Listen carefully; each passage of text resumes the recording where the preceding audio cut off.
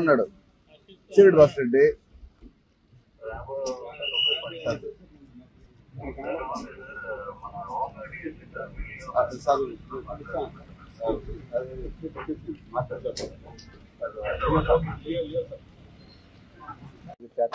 ఏ విధంగా చూడాలి సార్?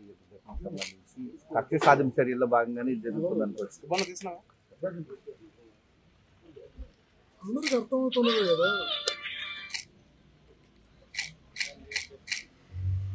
ఆ రోజు మధ్యాహ్నం 2 గంటల నుంచి రాత్రి 10 గంటల వరకు సాక్షాత్ కలెక్టర్ గారు, జాయింట్ కలెక్టర్ గారు, ఎన్నికల అధికారుల సమక్షంలో ఆడ ఈ స్ట్రాంగ్ రూమ్ మీద కూర్చొని ఉన్నాడు.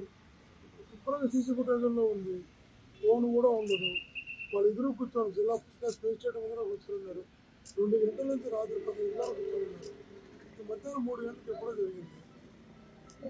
3 గంటలకు జరిగింది. 2 గంటలకు అక్కడక్కడే ఉంది. అతనికి ఎట్లా సంబంధం ఉంటుంది? లేదు కాబట్టే కదా మీరు ఎఫ్ఐఆర్లో కూడా పేరు పెట్టలేదు. 2 నెలలైన కేసు లేదు అతని పైన ఉండదు. అసలు అతని మీద కూడా దాడి జరగలేదు. కారు మీదే దాడి జరిగింది, మనిషి మీద కాదు. మనిషికి చిన్న గాయం కూడా లేదు అని సాక్షాత్తు super speciality government hospital KIMS ఇచ్చిన రిపోర్ట్లు చెప్తున్నాయి. అతని ముందు ఏ గాయం లేదు, అతనికి ఏం తగలలేదు అని. అతనికి ఏమి తగిలినప్పుడు మోదీకి ప్రమేయం ఉంటుంది. ఇప్పటికీ 37 మందిని అరెస్ట్ చేశారు.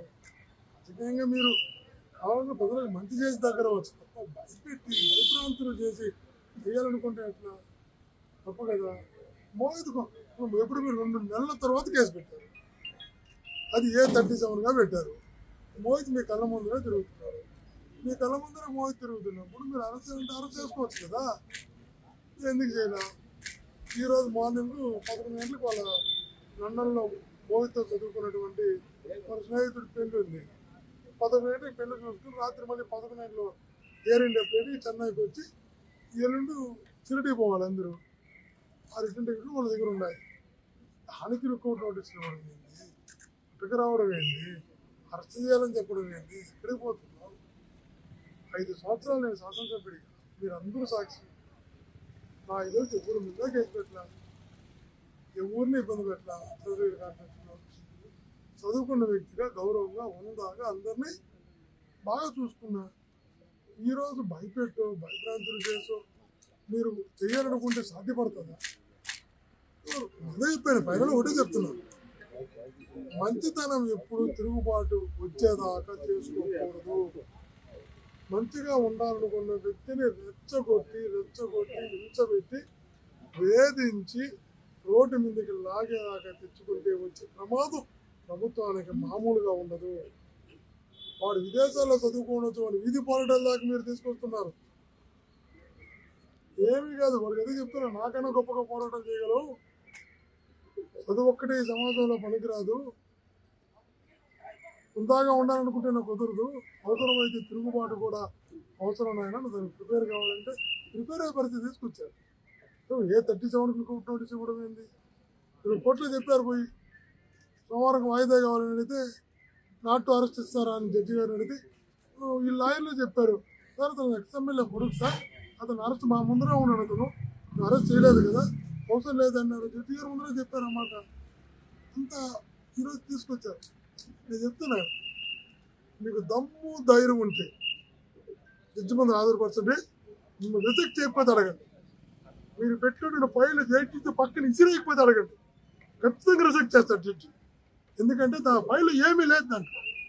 అతను ఎఫ్ఐఆర్ కూడా లేదు పేరు. మేము ఎవడో దారిలో పోయాడు ఒకటి చెప్పాడు మోహిత్ అని పేరు పెట్టారు. మోహిత్ని తీసుకొచ్చారు కదా, తీసుకెళ్ళి జడ్జి దగ్గరికి వెళ్ళి మీరు జస్టిఫికేషన్ చెప్పండి, నేనే తీసుకొచ్చాము. వాళ్ళ కార్యచర్యలు కోర్టు నోటీస్ ఇచ్చాం. వాళ్ళని తప్పు చేశాడు, వాళ్ళ దగ్గర పాల్గొన్నాడు, వాళ్ళ దగ్గర అతని సంబంధం ఉంది, వాళ్ళని పెట్టని చెప్పాడు. ఒక చిన్న ఆధారం చూపించి చెప్పండి చూద్దాం. ఏమీ లేవు. సరే మీరు తీసుకెళ్ళి మీకు ఊరికే తీసుకొచ్చి సెన్సేషన్ చేసి చేయకండి. మీకు నిజంగా మీరు పెట్టినటువంటి కేసులో స్టఫ్ ఉంటే, నిజముంటే, నిజాయితీ ఉంటే మోహిత్ స్టేషన్లో తీసుకొచ్చారు. పోలీసులు కూర్చోబెట్టారు. నా కొడుకు అడగడం లేదు. నేను ఒక ప్రజాప్రతినిధిగా అడుగుతున్నా, ప్రజల్లో ఉన్న వ్యక్తిగా అడుగుతున్నా. మీరు జడ్జి ముందర ప్రవేశపెట్టి జడ్జి ఖచ్చితంగా న్యాయం చెప్తారు. పెట్టాలి కదా, అడిపి చెప్పాలి కదా. ఇది అప్రజాస్వామికం. ఖచ్చితంగా చెప్తున్నా, ఇట్లాంటివి చేయడం వల్ల వచ్చే ఇబ్బందులు ప్రభుత్వానికి ఖచ్చితంగా మామూలుగా ఉండవు. ప్రజల్లో తిరుగుబాటు రావడానికి ఇట్లాంటి కారణాలు అవుతాయి. మంచితనంతో పరిపాలన చేసే తప్ప భయపెట్టి పరిపాలించాలని ప్రజలు యాక్సెప్ట్ చేయరు. తిరుపతి లాంటి ప్రజలు అసలు యాక్సెప్ట్ చేయరు. ఈ దుర్మార్గాల దౌర్జన్యాలు అసలు యాక్సెప్ట్ చేయరు. కాబట్టి మేము ప్రజలకి కలిసి ప్రజాపాలన సిద్ధమవుతాం. 52 రోజుల తర్వాత ఈ కేసు పెట్టడం అంటే దీన్ని ఏ విధంగా చూడొచ్చు? కుట్రకోణం వాళ్ళకే తెలుసు, ఖచ్చితంగా వాళ్ళకే తెలుసు చేస్తున్నది తప్పు. ఈ పిల్లాడికి సంబంధం లేదు, అతని నాని మీదే గాయం కాలేదు, అతని కారు మీద దాడి జరిగింది తప్ప అతని మీద జరగలేదు. వాళ్ళకే తెలుసు. 2 నెలలు గవర్నమెంట్ వచ్చి 1.5 month అయింది కదా. కాబట్టి వాళ్ళకే తెలుసు నిలవదు తప్పు అని. కానీ మోహిత్ అనే వ్యక్తి మీద కానీ కేసు పెడితే వీళ్ళందరినీ భయపెట్టేయచ్చు. మోహిత్ అనే వ్యక్తి మీద తీసుకొచ్చి అరెస్ట్ చేస్తే వీళ్ళందరినీ భయపెట్టి కంట్రోల్లో తీసేసుకోవచ్చు. ఒక భయాన్ని క్రియేట్ చేయాలనుకున్న ప్రయత్నం. నేను ముందే చెప్తున్నాను కదా, మోహిత్ మీద మీరు ఏ కేసు అయితే పెట్టారు, ఏ విధంగా రిపోర్ట్ తీసుకొచ్చారు, ఎప్పుడైతే తీసుకెళ్ళి అంటున్నారు, మీరు నిజంగా తీసుకెళ్ళి జడ్జి ముందు పెట్టి మీరు సర్టిఫికేషన్ చెప్పుకోండి, చూద్దాం. మీరు సర్టిఫికేషన్ చెప్పుకోండి. ఎఫ్ఐఆర్లో పేరుందా, 6 రోజుల్లో మీరు ఎప్పుడైనా తన మీద ఉందా, ఒక స్టేట్మెంట్ ఉందా? కానీ సాక్షాత్ జిల్లా ఫస్ట్ క్లాస్ మేజిస్ట్రేట్ ముందరే మధ్యాహ్నం 3 గంటలకి కారు మీద దాడి జరిగితే మధ్యాహ్నం 2 గంటల నుంచి కలెక్టర్ గారి సమక్షంలోనే రాత్రి 9 వరకు అక్కడే ఉన్నారు కదా. సీసీ ఫుటేజ్ ఉన్నది కదా, రాబట్టి ఫోన్ కూడా లేదు కదా తన దగ్గర. ఎలా చేయగలుగుతారు? గట్టి గారు చెప్తారు. నేను చెప్తున్నాను కదా, ప్రజా పోరాటానికి సిద్ధమవుతుంది.